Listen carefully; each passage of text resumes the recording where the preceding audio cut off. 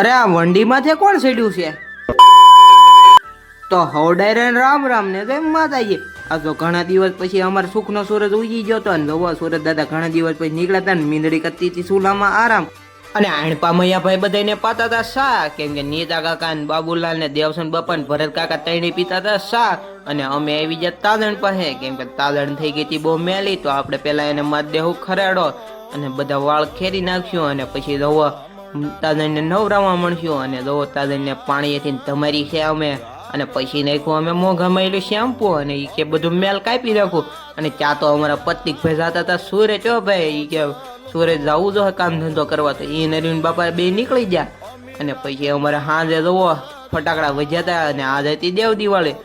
હું તનીશભાઈ બે ફોડવા મીણ્યા હો ભાઈ ફટાકડા. તનીશભાઈ એ કે લાવો પેલા હુતળીઓ યગવો. અને સાંજે હતી ધોઈને ભાઈ 11 ને દિવસે સાંજે ધોઈને હોય જ ત્યાં અમારે, તો સાંજે આમ જોવો બધા જમાવટ કરતા હતા ધોઈની. અને બધા મિત્રો ફોલો કરતા જાય ને વિડીયોમાં રામ રામ લખતા જાય.